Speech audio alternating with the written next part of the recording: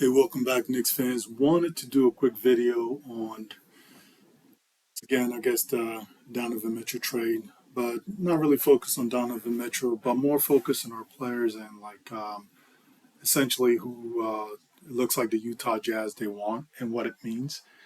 And so, I was listening to a show. I think it was called the Monty Show or something like that. And you were giving an update on the trade between the Knicks and the Jazz, and they were talking about how I guess Utah Jazz want six first round picks, and three of them are basically young kids. They wanted Emmanuel Quickley, Grimes, and Obi Toppin, and they're basically not going to move off of it.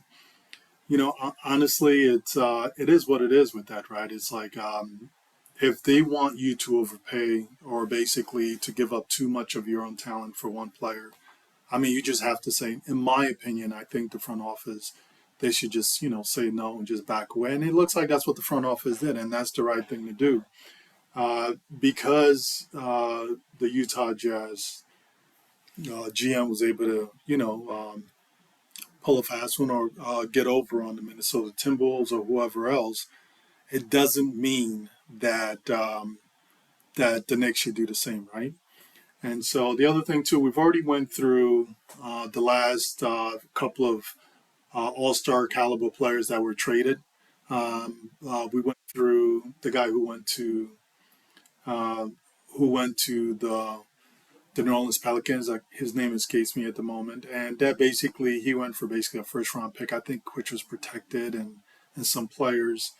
And then prior to that, it was James Harden, and I think it was like maybe two or three first-round picks. Maybe two was unprotected, or maybe all three was unprotected. I can't remember. And then a couple of players that weren't very good. And so I'm going to go off of the James Harden. I will go off of the James Harden trade. It's and that's when James Harden people still thought he was a needle mover, right? Everyone still felt like he was like top three, four players in the league. A player that you can actually build your team around. When he got traded to the Nets, everyone automatically said the Nets were going to basically they're title contenders. Obviously, we know better now because it's. Uh, I think maybe some people knew better because I mean you just can't put three scorers or three ball dominant players together and think it's all going to work out. You actually have to build a real team. But that's not what the point of this conversation is. The point is James Harden was basically a cornerstone piece, better than, and he went for basically three first rounders unprotected. I think the rest of the picks were like swaps, and then a couple of players that aren't even really notable that I can think of went back to Houston. And so that's what you have to go off of. And then, like I said, you also have to go off of what the rest of the league has to offer, right?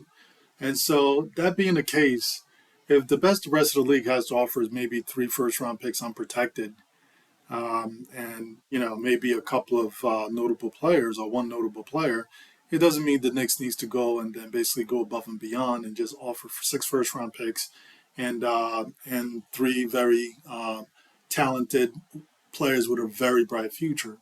I mean, that's to me, I think that's just nonsense. I think it's absurd and I think it's stupid. And so I think what we're seeing a lot of, especially a lot of things that are coming out, we're seeing a lot of things that are coming out from basically uh, covering the Jazz, right? And then also a lot of obviously a lot of the media also, you have to agree that they are biased against the Knicks because they just in a way because they think the Knicks are incompetent and has always been incompetent, and everyone sings Danny Ainge's praises, and so it is what it is. And so I think it feels like a lot of the coverage basically is it's almost like they're presenting the situation as if the Utah Jazz is in a position of strength. Maybe they are. Maybe they are in a position of strength. You know, all that matters is what Utah thinks, right? If they feel they're in a position of strength, it is what it is. But let's look at what we already know, right? We know that basically Donovan Mitchell, they traded away Rudy Gobert. And the last video we went through, and I can see why they were willing to trade away Gobert, because when you look at their stats combined, their production combined together, for some reason when they're together combined, it seems like they have less of an impact on the team's performance than Donovan Mitchell has alone, right? So with Rudy Gobert, it looks like the impact on their overall team's performance actually goes down a little bit. And so obviously that made me wonder, okay, I get trading away Rudy Gobert. However, we also have to remember that they also traded away Donovan Mitchell's best friend, who was on a team. I can't remember the kid's name, who's over in Europe now. That didn't make any sense to me. It seems like and then also they fired Donovan Mitchell's coach, right? They just basically decided, it looks like they're trying to overhaul basically the whole franchise. And so to me, it doesn't seem like they're trying to build around Donovan Mitchell, although the stats say they should be building around Donovan Mitchell, right? But that's not basically their action doesn't suggest that they want to build around Donovan Mitchell. However, all these pundits from Utah and these guys that have radio shows out there, they say like, well, that's not true, and they're supposedly their contacts are saying that the Utah Jazz is willing to build around Donovan Mitchell, and and they will build around Donovan Mitchell if they don't get basically if they don't get six first round picks from whoever and a bunch of really good players, young players. And so to me, look, I'm going to say it again. That's just stupid. It's nonsense, right? And they can try to set the market as much as they want, but unfortunately for them, they're trying to set them. It's like they're setting it above what the market can bear, right? Nobody has what they're looking for. The Knicks have it, but the Knicks, they'll be fools to pay the price that they want. They'll be fools to give up the players and the picks that uh, the Utah Jazz want. And so I think it's just at this point, I think the Knicks should just move on and just think about doing something different. And also, we did kind of like when we went through the trades, we kind of looked at the three players that they want. And honestly, you're looking at Emmanuel Quickly. They were looking at like Obi Toppin and also Grimes. Of all three, for me, I felt like Grimes was the least productive. And last year, he was the least productive out of the three. And he actually got more consistent minutes than the rest of them. And I think one of the biggest problems for Grimes, he was very injury prone. And so that's still something the team has to take a look at going forward this year. But to me, I felt like he was the least important of the three. And I felt like Obi Toppin was the most important, the one player that they should not give up in the trade if they had to give up any players. And the reason why I kind of felt that way was because like you spent basically top eight. It was a top eight pick on number one. And he's extremely efficient from the field, and he showed you a lot towards the end of the season last year.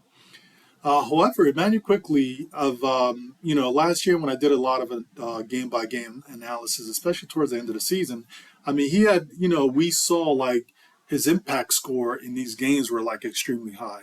He had huge impact when you did a lot of the analysis on the stats. He had huge impact on the games, especially down the stretch. I remember like the last 30 games or so, I kind of felt like, wow, he's like every other game, I felt like he had a huge impact on the game. Even games where he didn't shoot very well, where he shot fairly poorly, he still had a decent impact, pretty good impact on the game. And a lot of it, I think, probably because number one, he started getting more consistent minutes as at the point guard position, and he was getting at that point. I think the last 30, especially the last 20 games, I think he was averaging maybe like 26 to 30 minutes a game. And so that really had an impact, gave him a lot of confidence, and then he was in control of the offense. And so, and that, he was able to have an impact on the games. The thing that was really crazy about that was I've never actually really done like a breakdown of basically how much of an impact that he was having on the game overall through, like, let's say looking at like, a chunk of games, right? Let's say the whole season to see what it looks like. And so that's essentially looking at taking his net rating and comparing it to the team's margin of victory to just kind of see is he really, as a player when he's on a court, is he really having an impact on the team's ability to win ball games?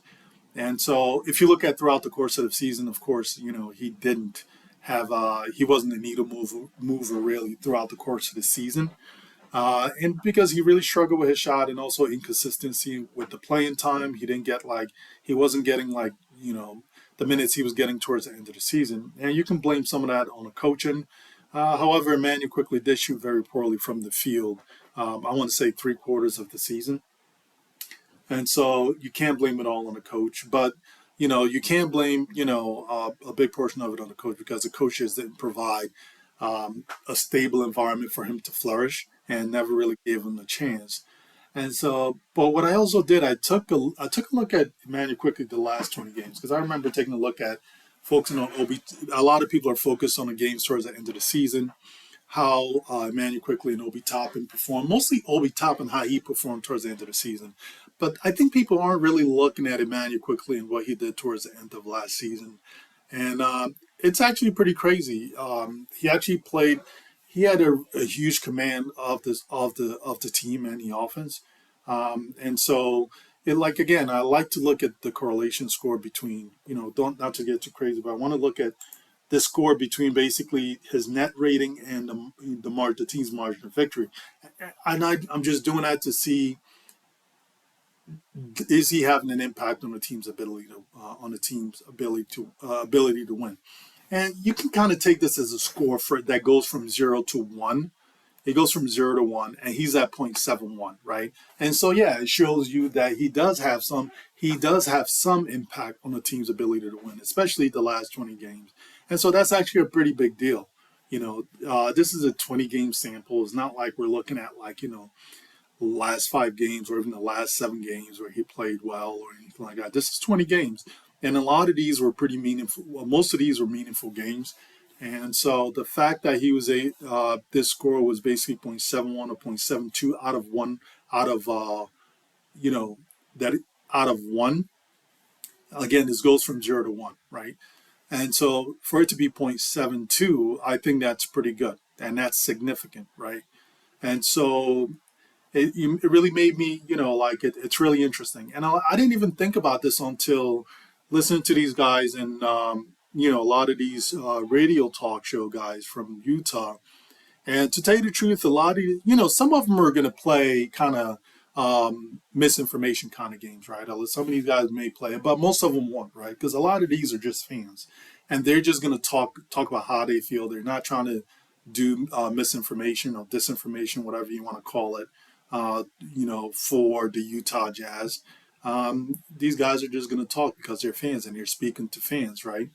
And so it seems like they were really into Quickly. And I was like, let me see what a lot of these guys are talking about with Quickly, right? I mean, obviously, my issues with Quickly last season were his inability to actually get to the basket and actually make a layup, right? And so that was a big problem. And then also his floater just wasn't there throughout the whole season, especially to the same extent. It wasn't there the same way it was his rookie season, right? And so his ability to actually get into the paint and make plays for himself, I was very concerned about that, being able to get to the paint and finish at the rim. And he's just not very good at that either. However, that's not the only thing that can allow him to have a good command of this offense. And obviously, there's other ways he can command the offense and have a huge impact on the offensive end. And so he clearly was able to demonstrate that and do that over the last 20 games. And however, aside from that, that was the only issue I had with Emmanuel Quickly last year. And I felt like he actually pounds the ball a little too much.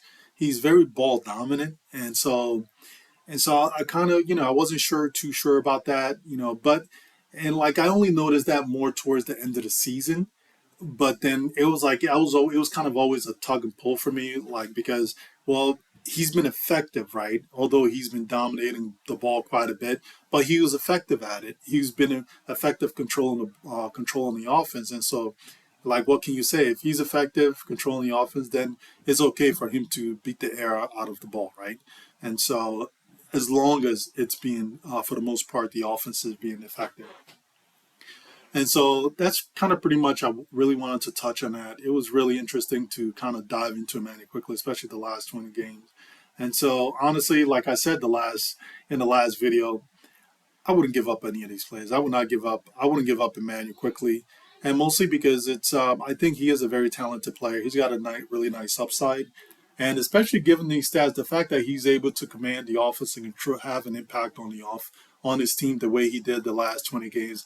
I think these young guys the Knicks they have really good work ethic, and I think they need to just see this through to see what these guys have before they actually try to trade them, right?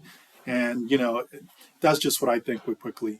Grimes, I wouldn't really trade Grimes either. I kind of back at first. I was willing to trade Grimes because I did feel like we are overrating him a little bit, and I was like, you know what, I wouldn't mind trading him. Not because people were overrating him, but he was the least productive out of the three last year.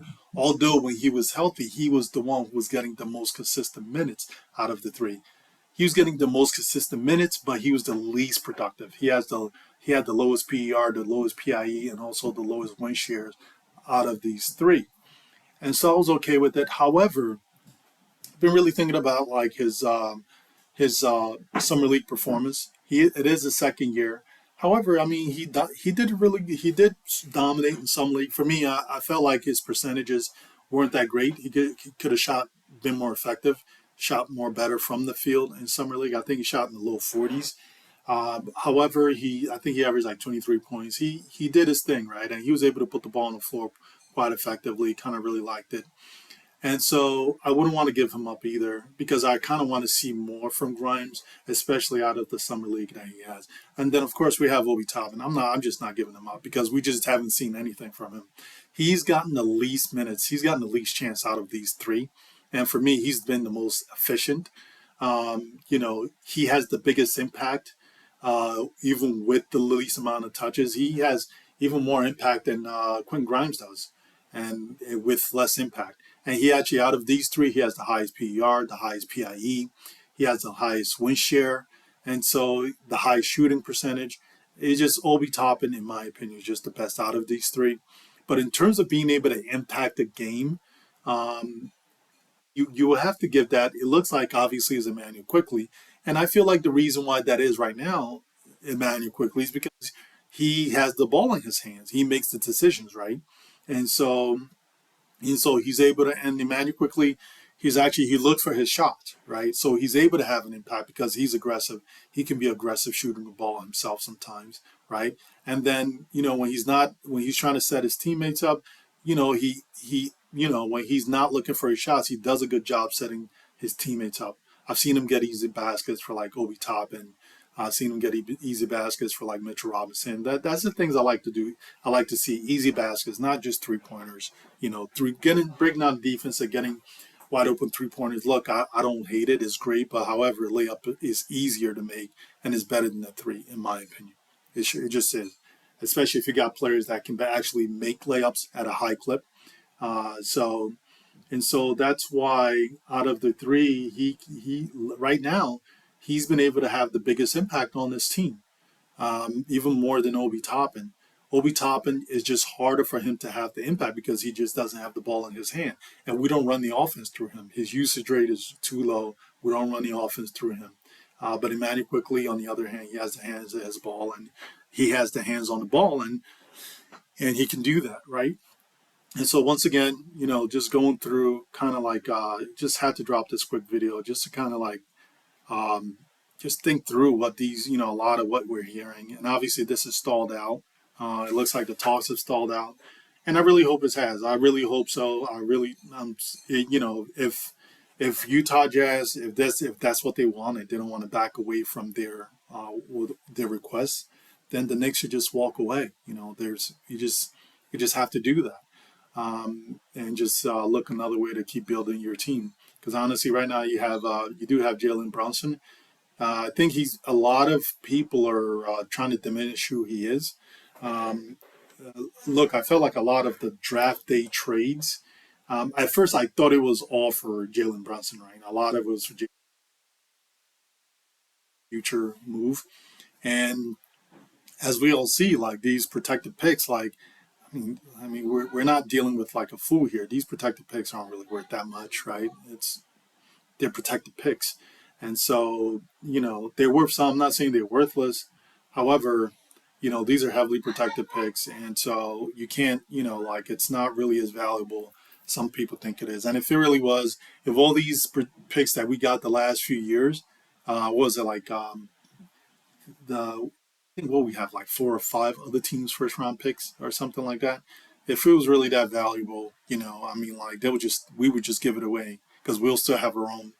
We'll give away basically our one unprotected pick and just give away the rest of the picks that we got from someone, right? But it's really, it's clearly those picks aren't really that valuable.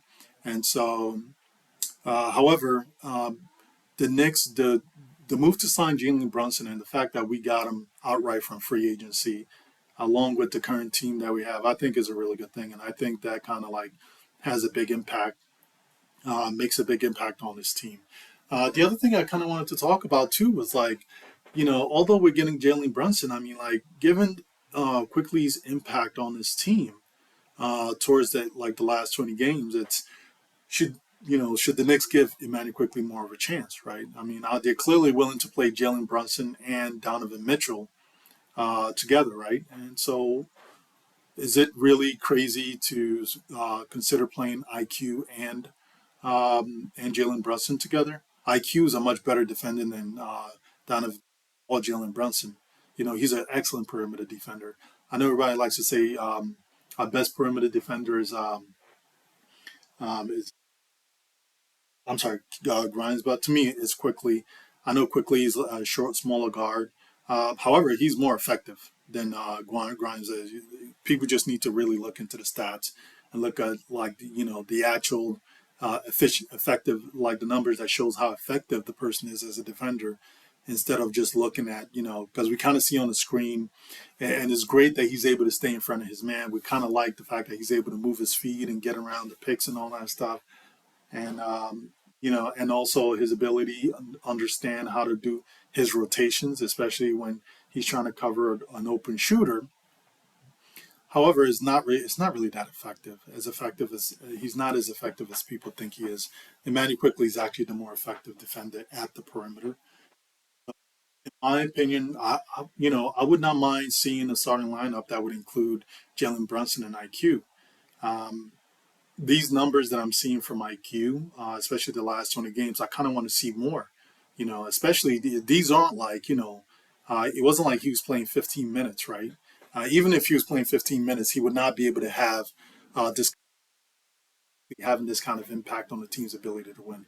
If he was only playing like 15 minutes a game or 20 minutes a game, like he was the first half of the season, he wouldn't be able to have this score. So to have this kind of score, 0.72, is between 0 and 1, to have the 0.72 score.